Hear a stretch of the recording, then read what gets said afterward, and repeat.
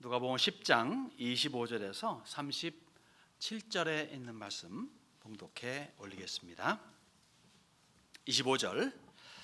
어떤 율법 교사가 일어나 예수를 시험하여 이르되 선생님, 내가 무엇을 하여야 영생을 얻으리이까? 예수께서 이르시되 율법에 무엇이라 기록되었으며 내가 무엇을 읽느냐?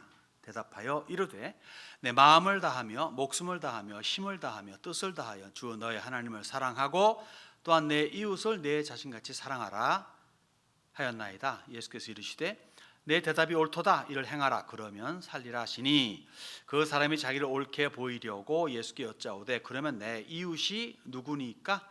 예수께서 대답하여 이르시되 어떤 사람이 예루살렘에서 여리고로 내려가다가 강도를 만나매 강도들이 그 옷을 벗기고 때려 거의 죽은 것을 버리고 갔더라. 마침 한 제사장이 그 길로 내려가다가 그를 보고 피하여 지나가고 또 이와 같이 한 레위인도 그곳에 이르러 그를 보고 피하여 지나가되 어떤 사마리아 사람은 여행하는 중 거기 이르러 그를 보고 불쌍히 여겨 가까이 가서 기름과 포도주를 그 상처에 붓고 싸매고 자기 짐승에 태워 주막으로 데리고 가서 돌보아 주니라.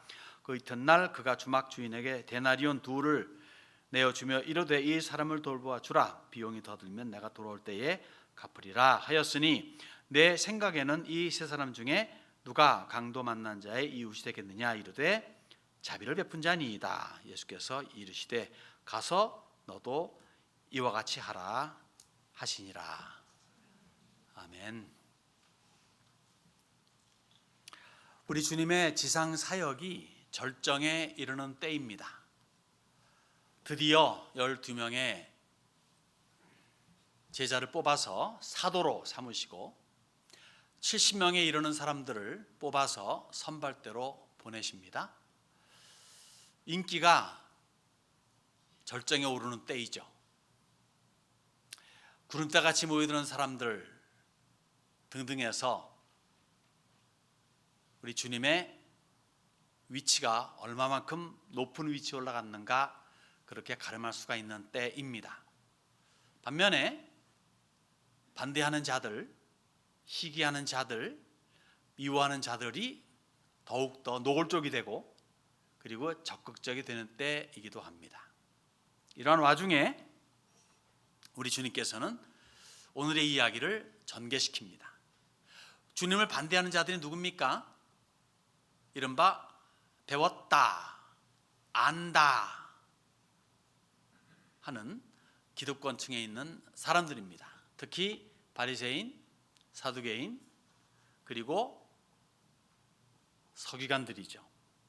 오늘날로 말하면은 편히 말하면은 장로, 목사 등에 해당되는 그러한 종교 지도자들이 제일 반대합니다. 안다고 하지만 제대로 알지 못하기 때문에, 다시 말해 제대로 안다면 누구보다도 제일 먼저 예수님을 메시아로 받아들였어야 될 부류의 사람들인데 이 사람들이 제일 앞장서서 반대합니다. 무슨 말입니까? 선무당이 사람 잡는 케이스가 되는 거예요. 이들은 마음에 이렇게 결정을 내립니다. 예수는 이단이다. 이단은 박멸해야 된다. 그렇기 때문에 예수님께서 무슨 말을 하시던 무슨 일을 하시던 우리 예수님은 선한 분이니까 하는 일은 몽땅 선하겠죠. 선한 일. 무슨 말, 무슨 선한 말, 무슨 일, 무슨 선한 일 하시던 간에 이들은 해석을 달리합니다. 하면 할수록 더 미움이 쌓이고 그리고 더 두려워합니다. 위협을 느낍니다. 결국은 뭡니까? 이 작자는 죽어야만 되겠다. 그렇게 단정하죠. 그러한 이 와중에 따르는 사람들도 많고 반대하는 사람들도 점점 노골적이 되는 이 와중에 주님께서는 사람들의 질문에 다가오는 사람들에게 조금 더 귀찮다 하니 하시고 일일이 응해 주십니다. 그래서 성경에 이런 말씀이 있어요. 요한복음에 보면은 그들이 묻되 우리가 어떻게 하여야 하나님의 일, 즉 선한 일을 하오리까? 라고 하는 질문에 예수께서는 이렇게 대답하십니다. 하나님께서 보내신 일을 믿는 것이 하나님의 일이니라. 하나님이 보내신 자가 누구죠? 예수님이죠. 예수를 믿는 것이 즉 믿음, 이것이 하나님의 일이니라. 그렇게 답을 주십니다.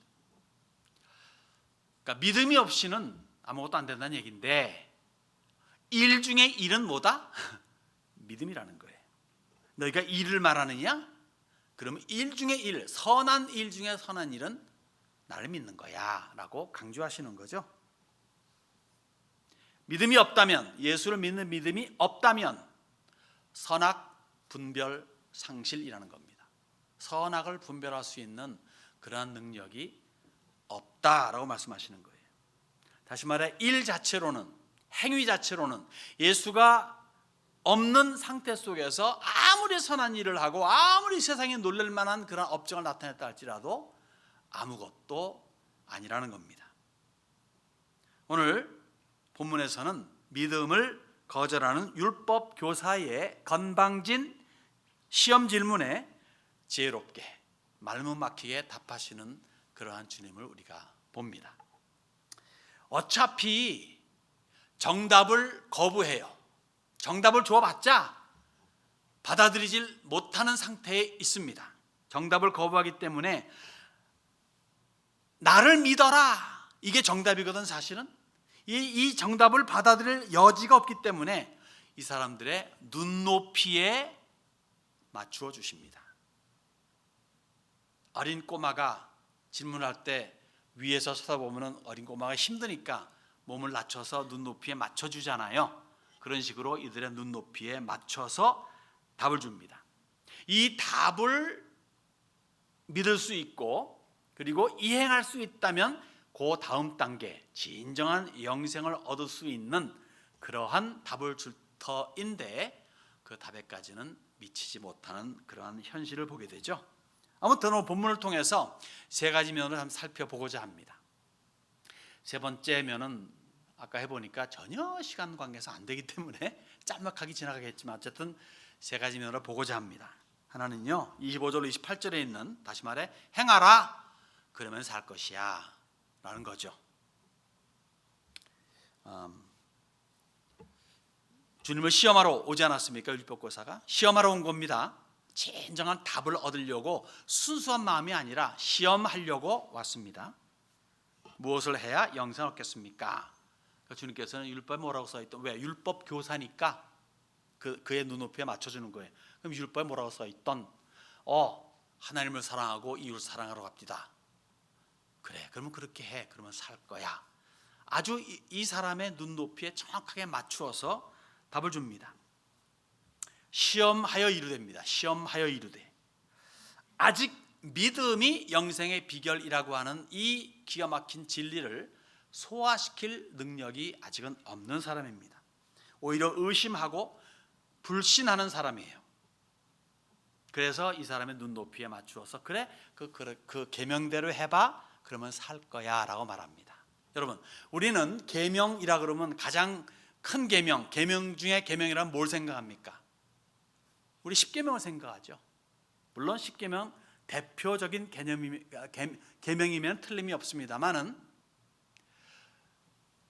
성경이 말하고 있는, 그리고 예수님께서 인정하신, 그리고 그 당시에 이른바 전문 지식을 가지고 있다는 그러한 율법사들 내지는 바리새인들 내지는 사두개인들조차도 가장 큰 계명은 하나님 사랑이요 이웃 사랑인 것을 알고 있습니다. 다시 말해 이미 사랑이라고 하는 것이 계명 중에 계명이면은 인지하고 있다는 거예요. 사랑에 포함되지 않은 모든 법은 차디찰 수밖에 없고 잔인할 수밖에 없다는 이야기이죠. 사랑이 있어야만 된다는 겁니다. 구약이나 신약이나. 근데 이거는요, 꼭 뭐 성경을 인용하지 않고 또 어느 사회나 똑같아요. 사랑이 최고예요. 사랑 없이 뭐 있는 거 있습니까? 사랑이 빠지면요, 어떤 드라마도 만들 수가 없어요. 영화도 만들 수가 없고요. 어떤 이야기 소재가 사랑이 결여되면은 존재할 수가 없습니다. 다시 말해 사랑이 최고다 하는 것은 우주적 진리요, 그리고 가장 기본 지식입니다.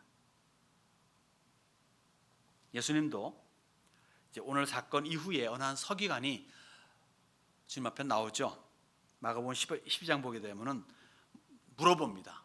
계명 중에 첫째가 뭡니까? 오늘은 무엇을 해 영생입니까? 할 적에 가장 큰 계명을 이야기해 주는 것이고, 서기관이 와가지고 나중에 가장 큰 계명이 뭡니까? 라는 질문에 주님께서도 본문의 말씀을 말씀해 주세요. 여호와를 사랑하고 그 다음에 이웃을 사랑하라, 네 몸과 같이. 그러니까 그 서기관이 뭐라 합니까? 맞습니다, 그래야 되는 것이 당연한 겁니다 라고 아주 진지하게 답을 맞춥니다. 예수님 말씀에 그렇게 인정을 합니다. 예수님께서 뭐라 그럽니까? 그래, 너는 천국이 멀지 않았다 그래요. 그 서기관은 알고 믿고 있어요. 그런데 그러면 뭡니까? 당연한 답이 그래, 너 천국이 내 마음속에 있다라고 말해야 되는데 그게 아니라 천국이 멀지 않다, 그것만 가지고는 안 된다고 말하는 거죠. 즉 믿음의 단계로 들어가야 된다는 것을 염두에 두고 말씀을 하십니다. 그럼 뭡니까? 알면 뭐하냐 이거예요. 실천이 없는데 실천할 수 있을까요? 이거에 대한 답을 드립니다. 여러분, 영생이라고 하는 것은요, 모든 이들의 최대의 관심사입니다. 누구나 영생하기 원합니다.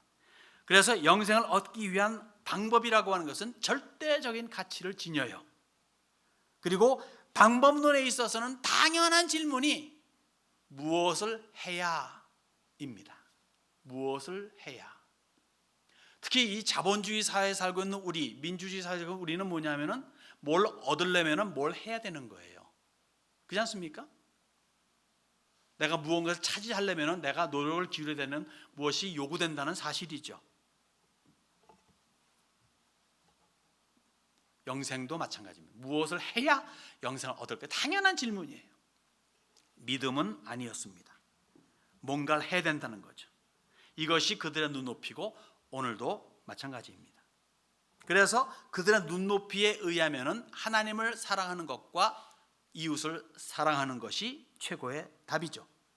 문제는 뭐냐? 실천적인 면에서 사실은 불가능이라는 겁니다. 하나님의 뜻과는 무관하게 실천한다는 거예요. 즉 영생을 얻기 위한 방법으로 무엇을 해야 할까 할 적에 하나님이 무엇을 해야 된다고 펼쳐진 이것은 사실 불가능하다는 얘기죠. 사람들은 그렇기 때문에 가능한 방법을 강구합니다. 그래서 생겨난 것이 수없이 많은 종교입니다. 아십시다. 예수가 제외된 모든 종교는 사람이 고안해낸 사람을 위한 종교입니다. 케네디가 옛날에 말했듯이 of the people, by the people, for the people. 사람에 의한, 사람을 위한, 국민이라고 말했죠. 어쨌든 간에 사람이 중심이에요. 그러나 하나님은 그렇게 말씀하지 않잖아요. of the Christ, by the Christ, for the Christ. 하나님에 의한, 하나님을 위한, 전혀 반대되는 개념을 하나님은 알려주고 있는 거죠. 무슨 말인가 하면요, 오직 예수가 아니라면 사람의 생각이 덧붙여진 것이기 때문에, 예수가 있어도 오직 예수가 아니라면은, 예수 플러스라면은 거기에는 사람의 생각이 덧붙여진 것이기 때문에 가짜라는 거예요. 가짜. 정확히 짚는다면은 성경 66권이 보여주고 있는 예수만을 내세우지 않는다면은 가짜라는 겁니다. 영생 불가입니다. 자, 예수를 인정하지 않는 상태에서 하나님 사랑을, 예수를 믿지 않는 상황 속에서 이웃 사랑을 과연 영생을 얻을 수 있을 만큼 할 수 있을까요? 답은 아닙니다. 아마도 하나님 사랑의 정석이 있다면 사람의 입장에서 볼 때 아마도 세리와 구별된 바리새인의 모습이 아닐까. 바리새인의 기도의 내용을 들어보면은 그렇지 않을까 싶습니다. 누가복음 18장에 있죠. 바리새인과 세리의 기도. 그 내용은 설명 않겠습니다. 너무 잘 아니까. 이 바리새인의 기도의 내용을 보면 얼마나 이 사람은 고상한 삶을 살고 있습니까? 얼마나 철저하게 구별된 삶을 살려고 애를 쓰고 있습니까? 무슨 말입니까? 이 사람은 정말 사회의 어떤 더러움과 추악함 내 거기에 터치되지 않으려고 아주 그냥 거룩한 삶을 애쓰고 수고하는 모습을 볼 수가 있어요. 그것이 하나님 사랑의 정석이라 볼 수 있다면 이웃 사랑의 정석은 어디서 발견할 수 있을까요? 오늘 본문에서 보고 있는 선한 사마리아 사람의 그러한 이웃 사랑에서 발견할 수 있다 싶습니다. 매우 희생적이고 자원적이고 그리고 사랑하는, 나를 원수로 여기는데 나는 당신이 원수가 아닙니다, 나는 당신이 나의 사랑의 대상입니다 하고 어려움에 처한 그 사람, 제사장도 레위도 피해간 그 사람을 이 사마리아인은 돌봐주고, 그리고 덧붙여서 두 사람이 하루에, 그러니까 이틀치 몫을 더 주막 주인에게 주면서 돌봐주라고 부탁한 이 사람이야말로 정말 이웃사랑의 대표적인 모습이 아닌가 생각해 보죠. 그런데 유대인으로서는 이 행위가 가능하지가 않아요. 할 수 있는데 못해요. 이미 그 사람들의 머릿속에 유대인이 아니면은 상종할 수가 없는 그러한 제도적 제한이 있기 때문에 그렇습니다. 엄밀히 말하면요, 하나님의 사전에 의한다면은 유대인끼리는 이웃이 아니에요. 유대인끼리는 형제지간입니다. 그러니까 이웃이라 하면은 유대인이 아닌 자들을 아주 엄밀히 말하면 그렇다고 우리가 간주할 수 있는데, 여기 이 사람은 그렇게 여기질 않습니다. 그러니까 제도적으로 시스템상으로 이들이 만들어 놓은 그런 성경이 아니라 이들이 가지고 있는 그런 율법을 좀 왜곡해가지고 너무 좁게 해석을 해가지고 아전인수격으로 해석해가지고 만들어 놓은 시스템이 유대인을 떠나면 안 되는 거예요. 우리의 이웃은 유대인인 거지 유대인이 아닌 사람들은 아닌 겁니다. 그러니까 행하면, 이웃을 사랑하면 살 수 있는데 제도적으로 사랑할 수가 없게 되었습니다. 다시 말해, 떡은 떡인데 그림의 떡, 이 그림의 떡은 먹을 수가 없지 않습니까? 영생 역시 그렇기 때문에 이들은 취할 수가 없게 됩니다. 불가능입니다. 그럼에도 불구하고 여기 유대인은 이 율법교사는 착각을 하고 있죠. 착각은 자유인데 29절 보니까 그 사람이 자기를 옳게 보이려고 예수께 여짜오되 그러면 내 이웃이 누구니까?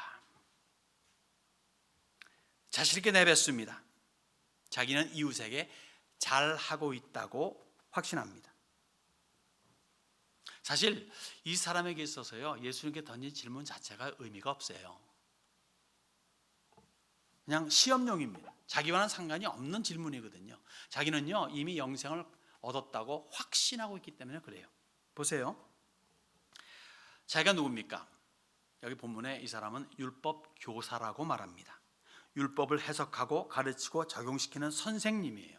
이 선생님이 영생을 얻지 못하면 누가 얻겠습니까? 아무도 못 얻어요.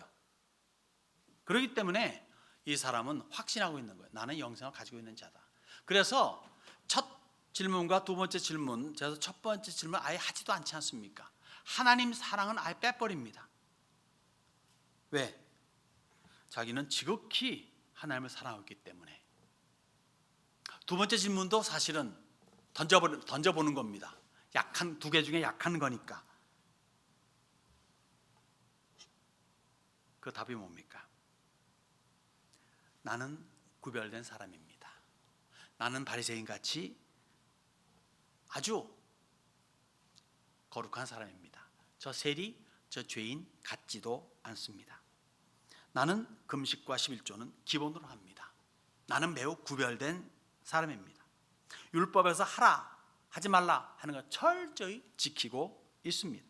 일반 사람들은 시기, 질투, 욕심, 머니, 파워, 섹스 등의 혈안이 되어 있지만 나는 그렇지 않습니다. 그 성경책 보면은 바리새인들은 돈을 좋아한다 써 있는데 가로치고 가로 닫고, 근데 어쨌든 이 사람은 적어도 겉으로는 아니라 그래요. 또 많은 사람도 그렇게 믿고 있죠. 그러나 속으로는 역시 인간의 어떤 그러한 것에 굴레에서 벗어나지 못하는 그러한 이 사람이기도 합니다. 자, 보십시다. 이 사람이 가지고 있는 큰 착각 중에 하나, 아까 제가 잠깐 표현했듯이 이웃에 대한 정의입니다. 이 사람에게 있어가지고 이방인이라고 하는 것은 교제 불가의 적이에요. 적어도 신앙에 있어서만큼은 이방인은 상종할 수 없습니다. 세리, 죄인 더더욱이죠. 만일 내가 이들과 신앙적인 면에서 어울린다 하게 되면은 나는 더 이상 거룩한 존재가 될 수 없다는 거예요. 고로 이들은 멀리 해야 될 대상이지, 정죄의 대상이지 이웃이 되어서 안 됩니다. 만일 가까이 한다면 나는 불결해지는 거예요. 거룩한 것이 안 거룩한 거에 터치가 되면 불결해지니까 나는 거룩하게 내 자신을 보호해야 된다. 아주 그냥 딱 확고하게 자리 잡혀 있는 것이 유대인들의 그 당시의 사고 방식입니다. 여러분, 베드로 잘 알죠? 베드로 사도 역시 이 사상에서 벗어나지 못했습니다. 그래서 하나님께서 환상을 3번이나 보여주세요. 베드로가 말합니다. 환상 속에서 안 먹어요. 저는 이제껏 저렇게 기구, 더러운 저런 동물들 먹어본 적이 없어요. 하나님께 율법에서 말한 바 정결한 음식만 먹었어요. 저는 이 불결할 수가 없습니다. 하나님께서 내가 깨끗하게 했거든? 먹어. 못 먹어요. 오죽하면 하나님께서 3번이나 이 환상을 보여주시고 그 다음에 고넬료에게서 온 하인들을 맞이하게 했겠습니까? 그러면서 베드로는 아주 그냥 어정쩡하게 원치 않게 가게 됩니다. 갔습니다. 그러면서 고넬료가 백부장인데, 로마 군대 백부장이면 서슬퍼렇죠. 백부장인데도 불구하고 베드로가 오니까 넙죽 절합니다. 얼마나 신앙심이 좋았으면 그냥 하나님으로 알고 절하는 거예요. 그러니까 베드로가 거절하면서 이렇게 말을 합니다.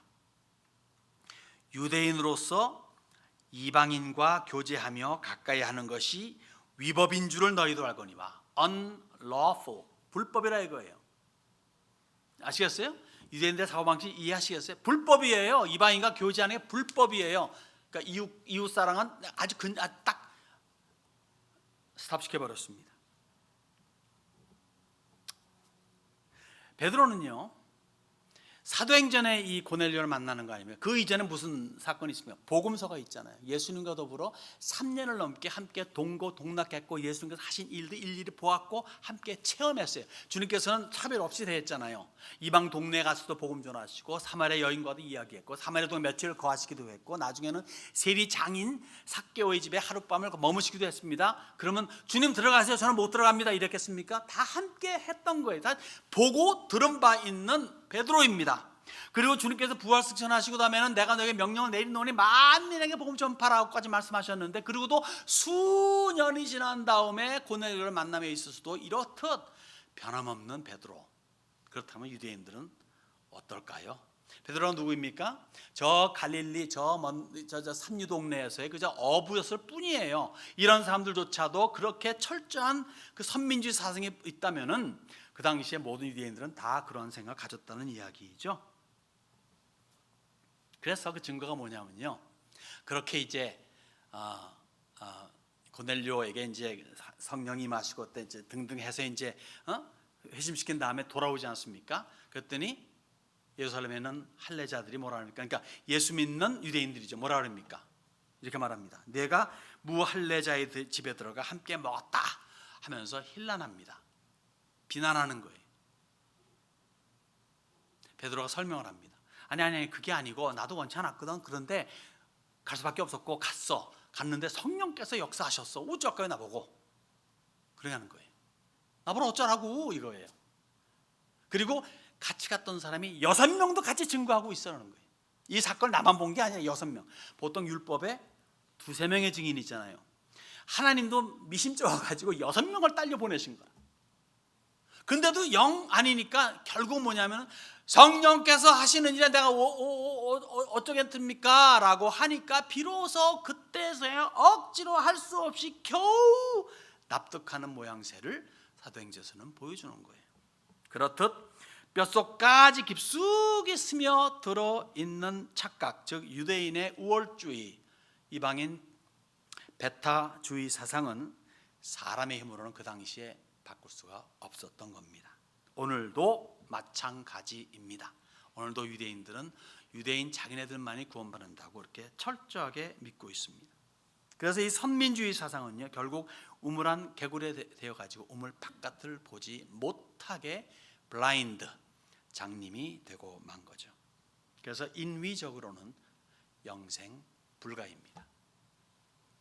이런 착각이 현대 교인들에게도 없으리라는 보장은 없어요.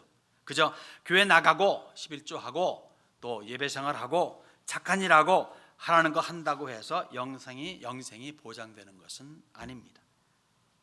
나쁜 데 안 가고 나쁜 짓 안 하고 나쁜 사람들과 어울리지 않게 남에게 해 끼치지 않는다고 해서 영생이 개런티 되는 것은 아니에요. 여러분, 선행으로 인해 가지고 천당 간다 라는 것의 대표적인 종교가 있다면 뭘까요? 뭐 여러 종교가 있지만 모든 종교가 다 선행 구원이지만은 그래도 대표적인 거 있다면 우리가 아는 바로는 불교 아니겠습니까? 여러분, 불교에요 영생이 없는 거 아세요? 극락왕생이란 말도 사실은 영생이 아니에요. 사실은 저도 몰랐는데 말씀 준비하다 보니까 이 불교 경전 중에 법화경이라고 있죠. 법화경에 이런 글이 있습니다. 석가모니가 인간계에 처음 나타난 부처가 아니라 7번째의 인간으로 태어나서 부처가 되었다고 합니다. 7번째의 인간으로 태어나서 부처가 되었다고 합니다. 그리고 6번째와 7번째의 사이에는 180겁이라고 하는 그러한 기간이 소요됐대요. 180겁. 한 겁이 몇 년인 줄 아세요? 한 겁이 43억 2천만 년입니다. 한 겁이. 근데 180겁이에요. 이 겁이 뭐냐 하면요, 천지개벽이 일어났잖아요. 그리고 다음에 또 다른 천지개벽이 일어나는 그 사이의 기간이 겁입니다. 그러니까 180번 천지개벽이 일어난 거죠. 그러니까 무슨 말입니까? 석가모니가 인간계로 들어와 가지고 부처가 된 그런 소요된 기간은 43억 2천만 년 곱하기 180이니까 7,776억 년이 소요됐습니다. 그러니까 첫 번째로부터 해서 두 번째, 세 번째, 네 번째, 다섯 번째, 여섯 번째, 그리고 7번째로 부처가 될 때까지 총 계산을 해보니까 699조 8,400억 년, 그러니까 약 700조 년이 걸린 거예요. 그러니까 윤회설을 따른다면은 영생불가죠. 진화론은 아무리 길어도 40억 년인데 이건 저리 가라, 이건 조족지혈, 이거는 뭐 세 발의 피입니다. 윤회설. 근데 왜 이 윤회설이 그래서 뭐 그 정도 700조 년이 걸려서 영생 얻으면 되는 거 아니냐 이렇게 말할 수 있잖아요. 근데 이제 보세요. 거기에 3계 6도가 윤회의 세계가 3계 6도로 나누어집니다. 3계 6도. 다시 말하면 뭐냐면은 이 천상계, 지상계, 축생계, 그다음에 악귀계, 아수라, 그다음에 지옥도가 있어요. 6개가 있지 않습니까? 아시죠? 뭐 어쨌든 저도 조금 전에 안 거니까 있는데 이 지상계랑 축생계는 눈에 보이는 거죠. 축생계 뭔지 알죠? 동물 뭐 이렇게 뭐 개나 돼지나 소나 등등 닭이나. 그리고 이제 사람은 인간계. 그다음에 천상계가 있고 그다음에는 이 귀신들이 있다거나 악귀계라든가 악한 자들이 있다 악이라든가 아수라 귀신들 판치는 것. 그다음에 지옥도 진짜 지옥이죠. 그 6개가 있는데 눈에 안 보이는 게 4개고 눈에 보이는 게 2개예요. 그런데 이것도 윤회한데요. 무슨 말인가 하면요, 정말 700조 년에 걸려가지고 이제 천상계로 들어갔어요. 천상계에서도 영혼이 있지 못해요.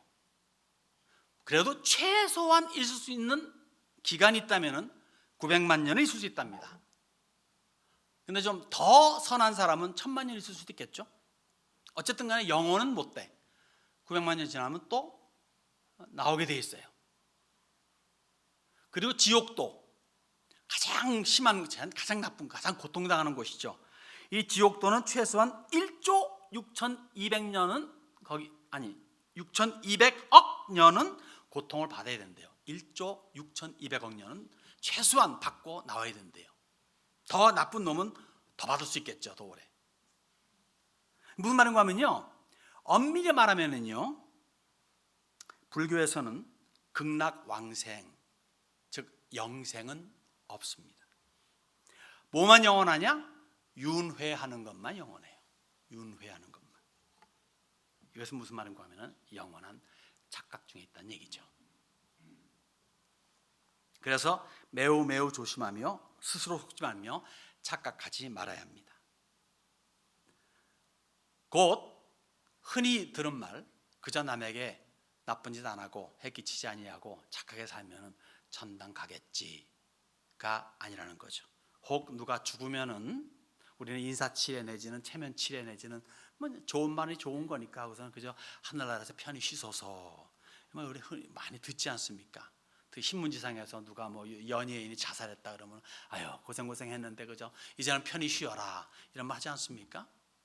듣기는 좋은 말인데 이거 굉장히 무서운 말인 거 아세요? 가볍게 던질 수 있는 말, 인사치레 말로는 몰라도 그러나 이것은 듣는 사람들, 읽는 사람들에게 이상한 개념을 줍니다. 그럴 수 있는 거로구나, 그런가 보다. 아주 무서운 결과를 맺게 해줄 수가 있습니다. 가장 무섭게 기만하는 것이 이런 내용의 이야기가 아닌가 생각해 보죠. 왜? 거짓은 거짓인데, 가벼운 거짓인데 영생과 연결된 거짓이기 때문에 가장 무섭고 기만하는 그러한 언어라는 거죠. 여러분, 환생은 없습니다. 요새 한국 드라마에 환생하는 게 많이 나오죠. 없어요. 환생은. 대신 천국과 지옥은 영원히 있습니다. 환생이 있다고 착각하지 마시고 혹 있을 것이라고 희망하지도 말고 있지 않을까 상상도 하지 마세요. 없습니다. 분명히 없습니다. 반면에 천국과 지옥은 확실히 있습니다. 이렇게 제가 웃으면서 이야기하지만 사실 이야기하고 싶지는 않죠. 이런 얘기 자주 해봐야 누가 좋아하겠습니까마는 그냥 필요하기 때문에. 그러면서 맨 마지막에 30절로 37절은 우리가 잘 아는 자비를 베풀라고 하는 누구같이? 선한 사마리아인같이. 너무 익숙한 이야기이기 때문에 설명하지는 않겠습니다. 읽지도 않겠습니다. 시간도 거의 갔어요. 자, 핵심 뭐냐면은 주님께서 유대인들의 제도 하에서, 유대인들이 만들어 놓은 시스템 하에서는 실현 불가를 언급하고 있는 거예요. 선한 사마리아인같이 너희는 할 수 없어. 근데 그렇게 행해 라고 하는 거예요. 그러니까 제대로 안다면 우리 그렇게 못하는데요? 라고 할 때 그러면 그렇지, 그러면 내가 정답을 줄게 하면서 믿음을 이야기할 텐데 그냥 거기서 끝나버리고 맙니다. 참 아이러니 아닙니까?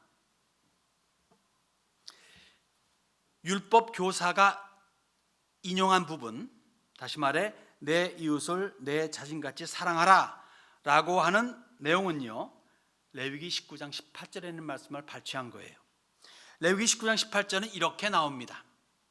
원수를 갚지 말며 동포를 원망하지 말며 내 이웃 사랑하기를 내 자신과 같이 사랑하라. 나는 여호와니라. 원수를 갚지 말래요. 동포를 원망하지 말래요. 그리고 이웃이란 단어가 나옵니다. 여기 이웃이라고 하는 단어에는요, 편히 말하면 원수도 포함될 수 있는 것이고 동포도 포함될 수 있는 것이고 포괄적이죠. 누구도 이 이웃에 들어올 수 있는 겁니다. 그러니까 좋은 이웃만이 아니라 나쁜 이웃도, 그리고 원수 같은 이웃도 여기 포함되는 겁니다. 그런데 유대인들은요, 이웃이라고 하면은 유대인을 말하는 거예요. 그리고 좋은 이웃을 말합니다. 실은 이웃사랑에 대해서 이방인들을 포함시키는 것을 깨닫지 못하고 있습니다.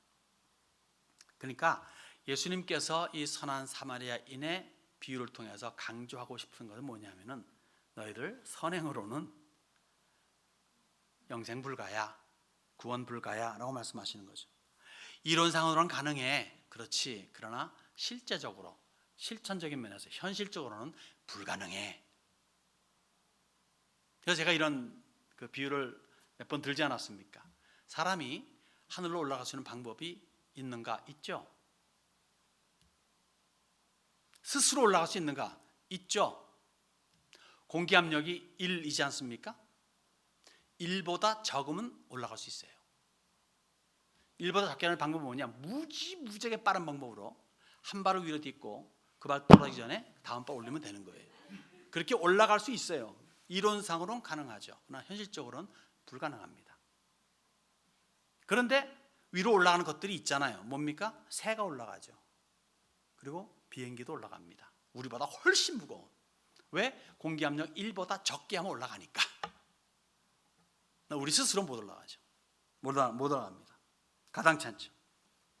그래서 사람이 선행으로 인해 가지고 천당 간다고 하는 것, 영생 얻는다는 것은 불가능하다는 것을 알려주는 것이 선한 사마리아인의 비유입니다.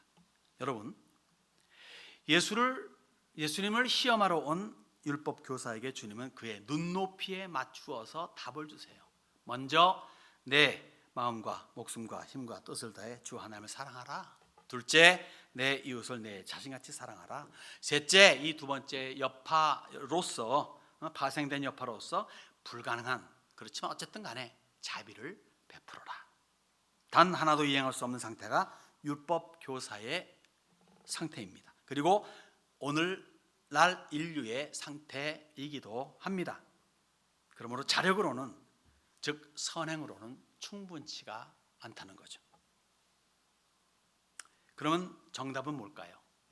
무엇을 하여야가 아니라 누구를 믿어야입니다. 내 힘으로 하늘을 올라갈 수 없고 태평양을 건널 수 없으니 배나 비행기를 의지해야 하듯 내 스스로 영생을 가질 수 없으니 배나 비행기를 의지하는 것 같이 누구를? 예수님을 의지해야만 된다는 이야기예요. 너무 쉽잖아. 믿기만 하면 천당 가. 너무 쉽잖아. 못해서 준 거예요. 하늘 올라가는 거 얼마나 힘든데 그냥 비행기만 타면 돼? 타면 돼요. 안 타니까 문제지. 그리고 혼자 가려고 하니까 못 되죠. 너무 쉽지 않아? 쉽죠. 하긴 요새는 뭐 돈 좀 내야 비행기 타긴 하지만 어쨌든 간에 얼마나 쉬워요. 예수만 믿으면 얼마나 쉬워요. 왜? 불가능하기 때문에 비행기가 필요하듯이 불가능하기 때문에 예수님이 존재하는 겁니다. 그러므로 내게 영생을 주시기 위해서 죽으시고 부활하신 예수님을 믿고 그분의 가르침을 따라서 인생을 구가해 나가는 것이 마땅한 줄로 믿습니다. 우리 세미야는 그러한 사람들의 집합체입니다.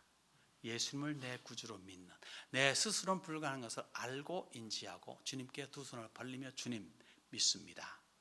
나로 천국 가게 태워주세요 하시는 사람들의 집합체요. 또 그렇게 해야만이 온전한 영생을 얻을 수 있는 비결임을 알릴 수 있는 그런 지혜로운 주님의 청지기들이 되는 줄로 믿습니다. 그 참혹한 십자가에 주 달려 흘린 피 샘물같이 흘러서 죄 씻어 주시네.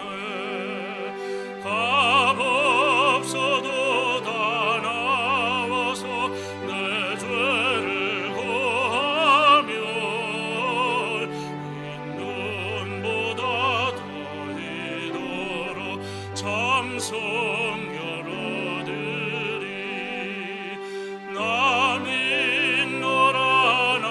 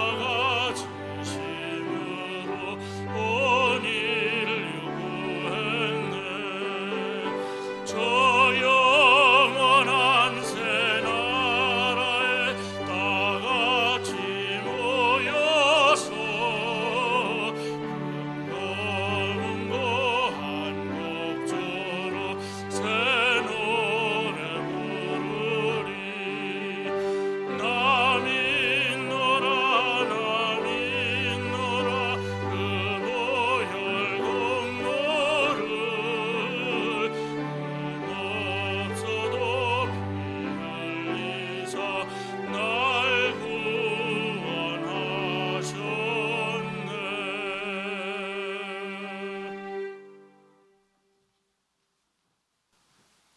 기도하시겠습니다. 주님 감사합니다. 오늘 저에게 예배를 허락하여 주시니 감사합니다. 하나님, 아무리 애를 써도 주님 앞에 가까이 가지 못했던, 그리고 인생의 마지막이 절망뿐이었던 우리들을 주님께서 찾아내 주시고 예수 그리스도께서 우리를 위하여 피를 흘려 주심으로 말미암아 우리로 하여금 마음 가운데 소망을 가지게 하시고 지금도 영생을 누릴 수 있도록 주님 허락하여 주시니, 이렇게 주님 앞에 나와서 예배드릴 수 있도록 허락하여 주시니 진심으로 감사를 드립니다. 아버지 하나님, 이것이 거저온 곳이 아니라는 것을 깨달아 할 수 있도록 주님 허락하여 주시며, 하나님, 우리가 이 땅에 하루하루를 살 때에 우리가 힘쓰고 애쓸 것이 무엇인가를 다시 한번 우리가 마음 가운데 새기고 또 그것을 이루어갈 수 있도록 주님 허락하여 주시옵소서. 하나님의 귀하고 놀라우신 은혜가 우리에게 주어져 있음에도 불구하고, 십자가가 우리 눈앞에 있음에도 불구하고 여전히 우리가 세상의 힘과 지혜로 우리의 삶에 무엇인가를 이루어내려 하는 그러한 어리석은 자의 발걸음 쫓지 않게 주님 허락하여 주시옵시고, 온전히 주님만을 바라보며 나아가는 자가 될 수 있도록 도와주시옵기를 간절히 바라고 원합니다. 아버지 하나님이시여, 그러한 마음으로 주님 앞에 예물을 드릴 때에 하나님 드리는 예물을 통하여서 하나님의 귀한 뜻이 드러날 수 있도록, 하나님께서 원하시는 그러한 열매들이 맺혀 나아갈 수 있도록 주님 허락하여 주시옵시고, 아버지 하나님이시여, 더욱더 주의 은혜를 바라보는 우리에게 하나님 복의 복을 더하여 주시옵소서. 하나님께서 주시는 귀한 것을 다시 한번 감사를 드리오며 예수님의 이름으로 기도드립니다. 아멘.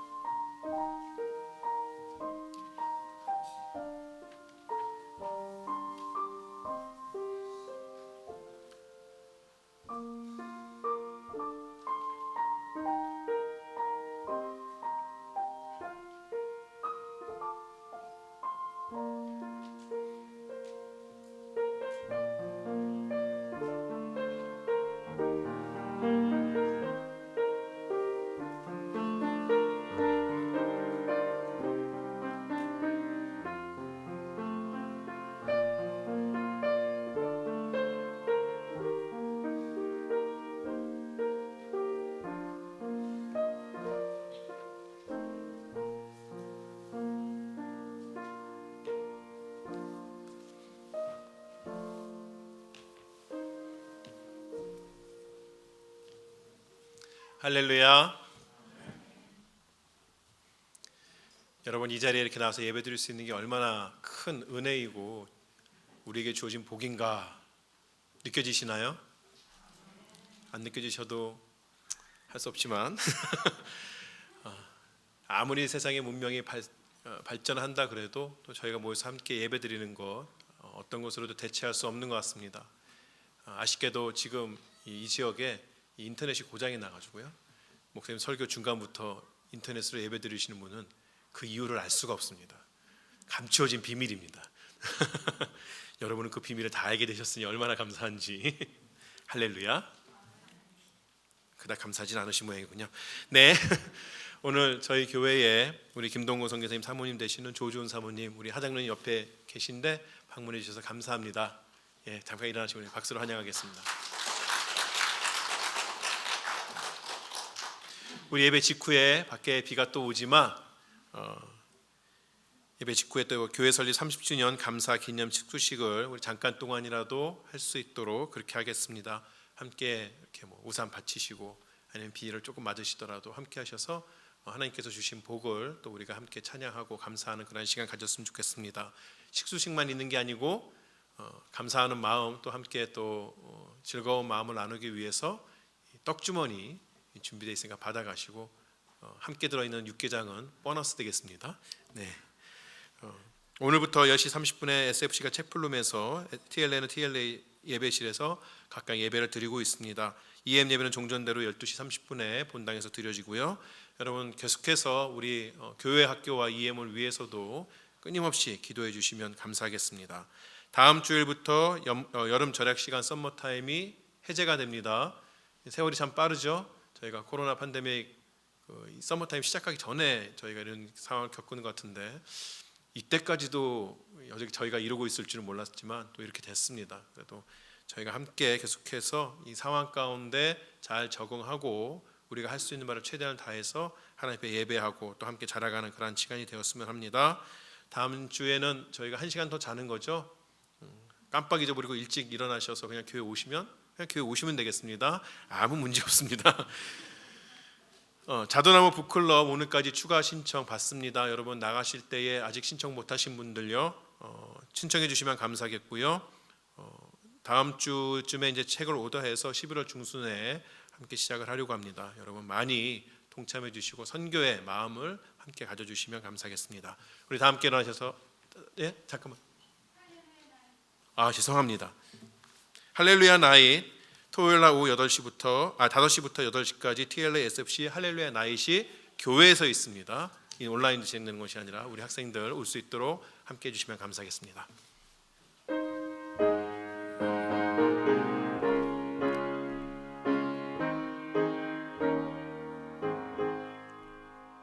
주 예수 넓은 사랑 그 크신 은혜를 날 힘써 전파함은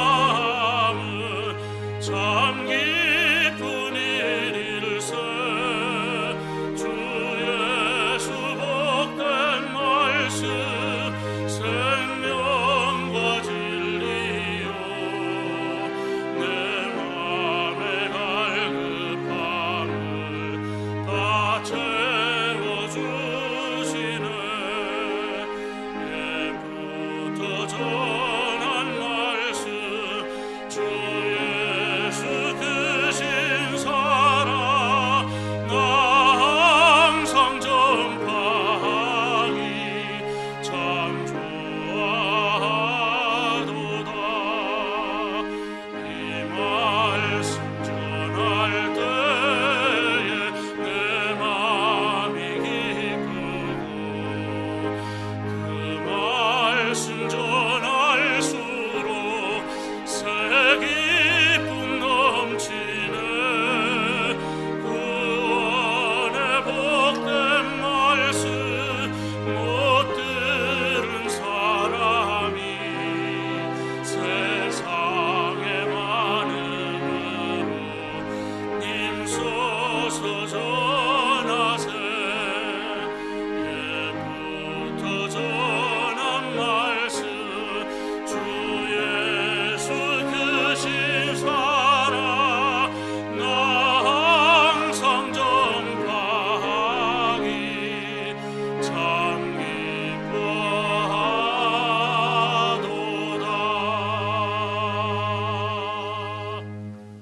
지금은 우리의 주 예수 그리스도의 크신 은혜와 우리 하나님 아버지의 무한하신 사랑과 성령님의 감동하심과 교통하심과 충만하심이 무엇을 하여야가 아니라 누구를 믿어야로 살아가며 그렇게 알리기를 다짐하면서 이 자리를 나아가는 사랑하는 모든 관속들 머리 위에와 주의 이름으로 모이는 주님의 참된 교회들과 복음 들고 진리를 외치며 영생을 알리는 선교사님들의 선교 사역 위에 이제로부터 영원토록 함께 있을지어다.